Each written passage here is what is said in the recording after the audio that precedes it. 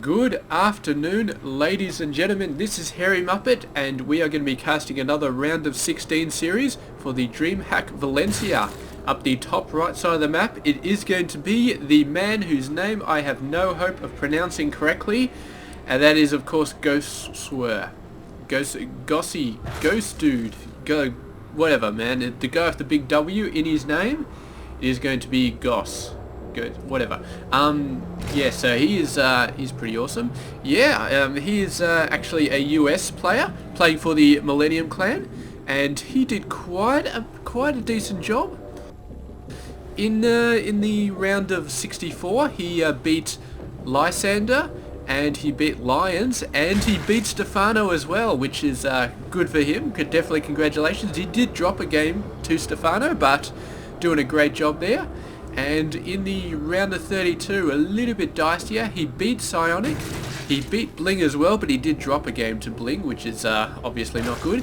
And he was beaten by Morrow. Morrow, of course, is going to be in the round of 16 against Elfie, coming up just after this one, so yeah, looking forward to that. But yeah, gosWser, Goss is, yeah, it's pretty awesome. And Harstem, our blue Protoss player down the bottom left, he's been doing a fairly awesome job as well. He is from the Netherlands and he plays for the Fnatic team.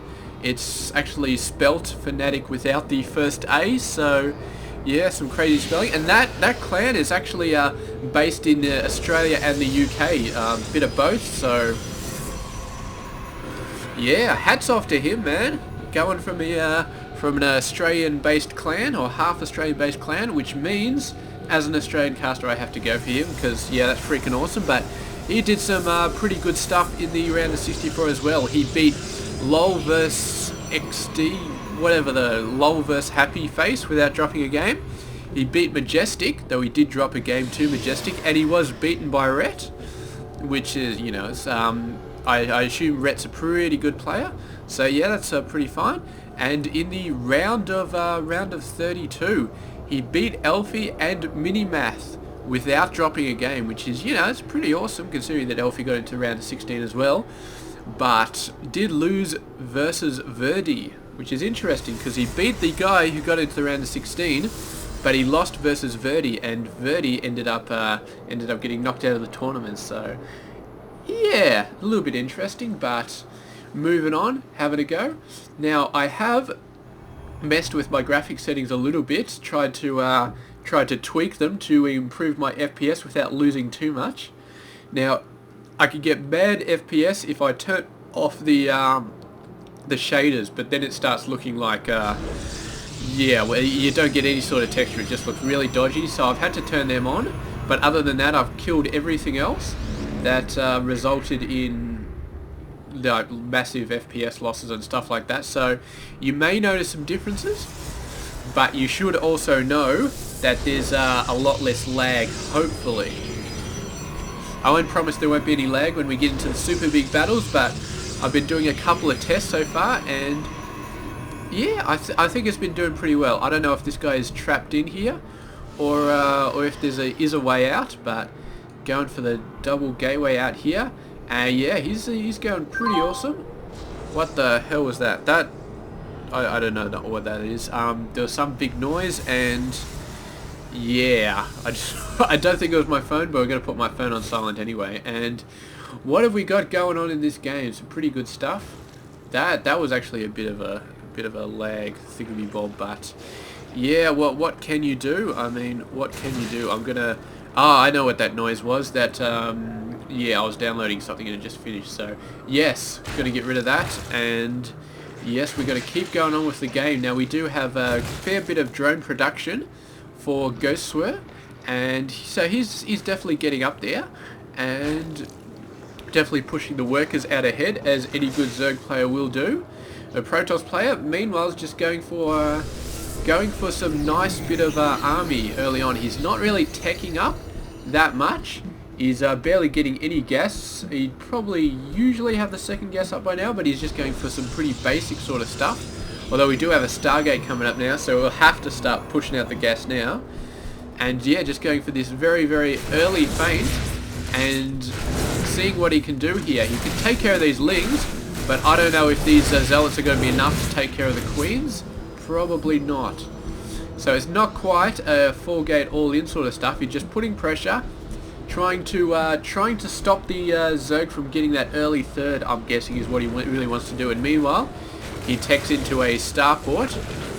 So he's getting his mid-game tech on the way, and meanwhile he's stopping the Zerg player from expanding. So great job there so far by Harstem. But gosWser, I'm not sure that he's really that much up against the wall. He's going to push in here. There is a sentry there, so they should be able to hold it off.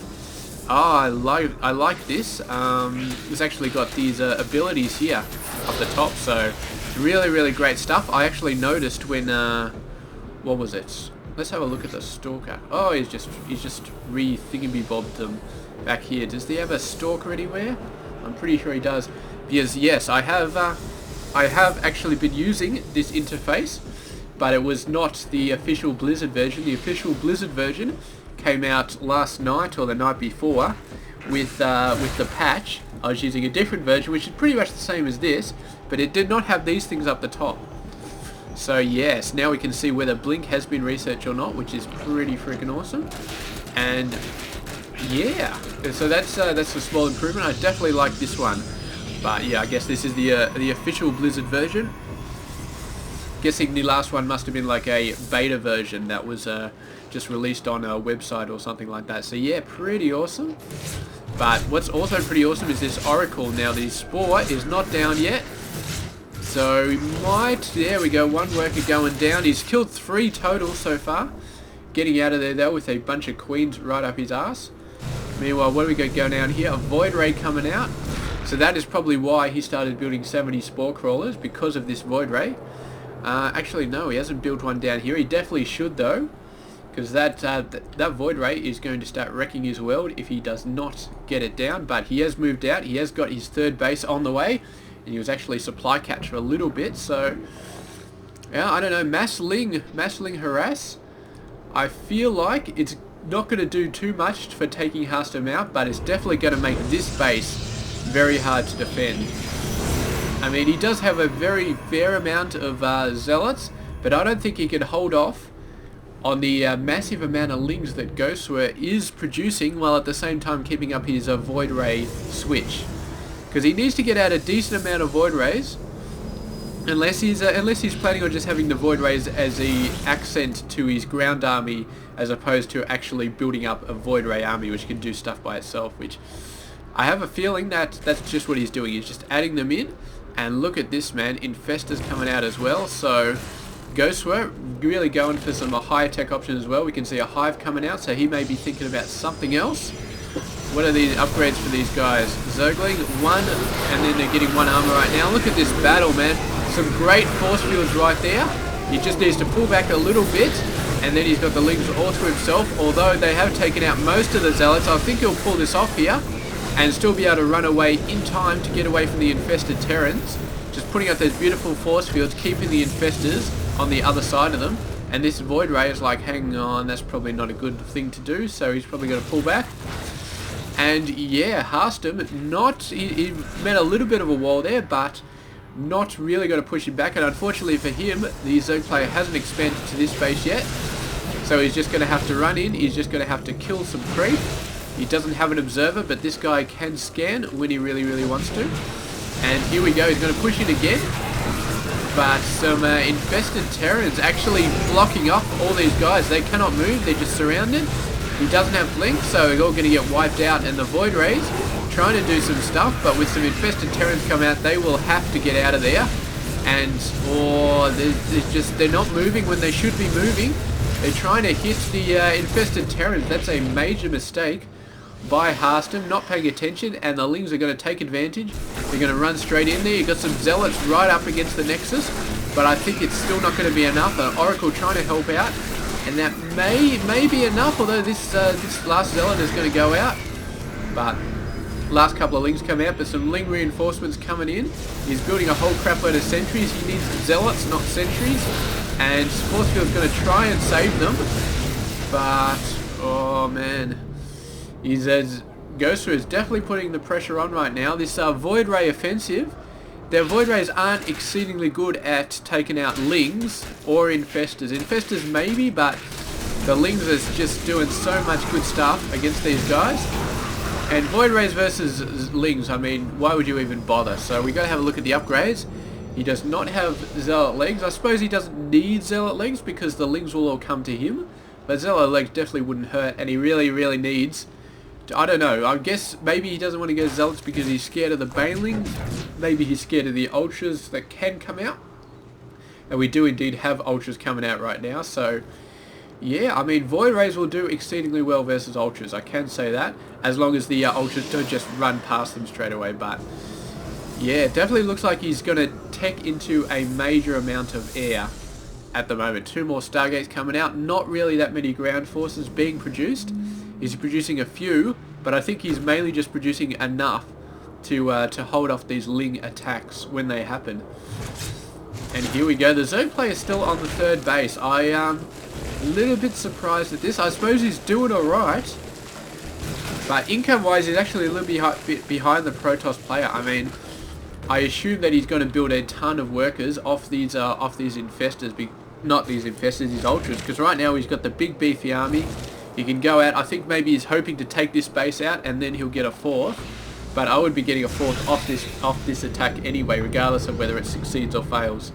So we can be keeping a lookout for that 4th base to go down to the Zerg player. We do have a couple of Zealots coming in left, right, and center. The Oracle doing some great stuff. I think, man, that Oracle had 24 kills. Talk about keeping your units alive. Absolutely fantastic job. And this Zealot thought he might be able to take out the Queen.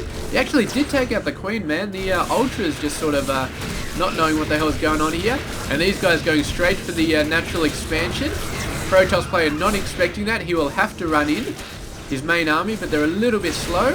However, the Zealot is keeping these guys away. And there we go, the Void Rays putting their stuff against the Ultralists. They're doing a great job knocking them down, but the Infested Terrans are going to start to rip the Void Rays apart. Meanwhile, the ground army has been completely destroyed. The Void Rays got a fungal on them so they can't move. And the Infested Terrans just wiping them all apart. The Protoss player managing to get some forces in here to kill the 4th base as it was going up, but he just did not have enough to deal with these ground forces. Any Zealots he had would have been wiped out by the Ultras. And once the Zealots are all dead, the Lings can just do whatever they want. So really, really great play there by gosWser with the army composition. Zealot, Ultra, Infestor.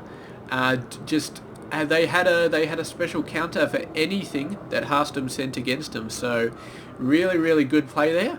And yes, we will have to move on to game number 2 to see if Harstem can get himself back in this series. But yeah, it's going to be an uphill battle because gosWser does look like he's going to be a very, very awesome player in this round. So yes, I'll catch you guys in game number 2. This has been Hairy Muppet. I hope you enjoyed this game.